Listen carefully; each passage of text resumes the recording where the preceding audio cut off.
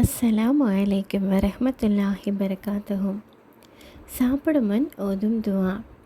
நாம் எந்த ஒரு செயலை செய்வதற்கு முன்பு துஆ சொல்லிதான் அந்த செயலை ஆரம்பிக்க வேண்டும். சாப்பிடும்போது என்ன துஆ சொல்லணும் அப்படின்னா, பிஸ்மில்லா வாலா பரக்கத்தல்லா அப்படின்னு சொல்லணும்.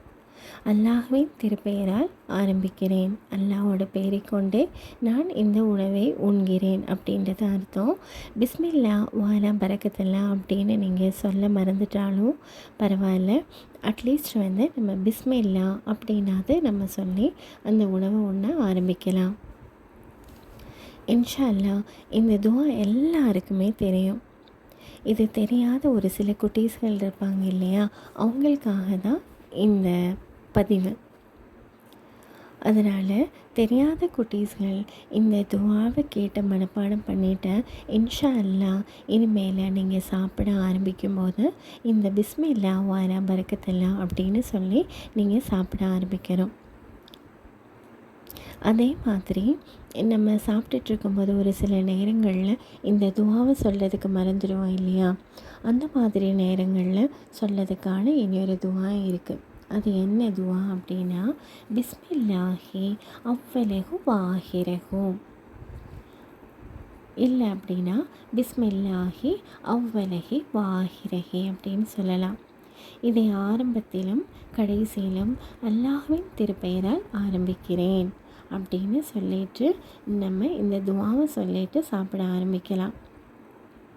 ஹல்லத் உமையா பின் மாஷர் ரலியல்லாஹு அன்ஹா அவங்க என்ன சொல்லியிருக்கிறாங்க அப்படின்னா, ஒருத்தவங்க பிஸ்மில்லா சொல்லாமல் சாப்பிட்டுட்டு இருக்கும்போது அவங்க சாப்பாடோட கடைசி நேரத்தை அடையும் போது கொஞ்சம் தான் தட்டில் சாப்பாடு இருக்குது அப்படின்னா, அந்த நேரத்தில் அவங்க நினைவு வைத்து பிஸ்மில்லாஹி அவ்வலஹு வாஹிரஹு அப்படின்னு சொல்லி சாப்பிட்டாங்கன்னா அவங்களுக்கு நிறைய நன்மைகள் இருக்குது அப்படின்னு சொல்லியிருக்கிறாங்க. என்ன அப்படின்னா, நம்ம சாப்பிட உட்காரும்போது நம்ம கூட ஷைத்தானை உட்காந்து சாப்பிட்டுட்ருக்குமாமா.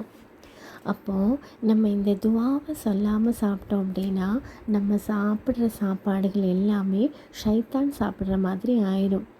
அப்போ நம்ம இந்த துஆவை சொல்லும்போது அந்த ஷைத்தான் சாப்பிட்ட சாப்பாடு எல்லாமே வாந்தி எடுத்துருமாமா அப்படின்னு முஹம்மது நபி ஸல்லல்லாஹு அலைஹி வஸல்லம் சொல்லியிருக்கிறாங்க.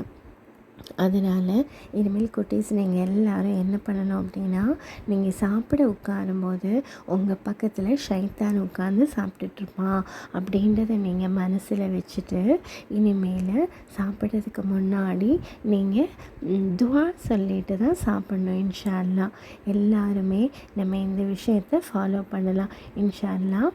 அதே மாதிரி நம்ம வீட்டை பூட்டிட்டு வெளியில் போவோம் இல்லையா, அந்த மாதிரி நேரங்களில் உள்ளே வரும்போது நம்ம நினைப்போம் வீட்டுக்குள்ளே யாருமே இல்லை அப்படின்னு சொல்லிட்டு தானே உள்ளே வருவோம். அப்போது அந்த வீட்டுக்குள்ளே யார் இருப்பாங்க அப்படின்னா அந்த வீட்டுக்குள்ளே ஷைத்தான் இருக்குமாமா. அப்போது நம்ம என்ன பண்ணணும் அப்படின்னா, உள்ளே வரும்போது சலாம் சொல்லிட்டு தான் உள்ளே வரணும். அப்போ அஸ்ஸலாமு அலைக்கும் வரஹ்மத்துல்லாஹி பரகாத்துஹு அப்படின்னு சொல்லிட்டு உள்ளே வந்தோம் அப்படின்னா அந்த ஷைத்தான் அந்த வீட்டை விட்டு வெளியில் ஓடிடுமாமா. இன்ஷா அல்லாஹ் நம்ம இன்றைக்கி 2 விஷயங்கள் பார்த்துருக்குறோம்.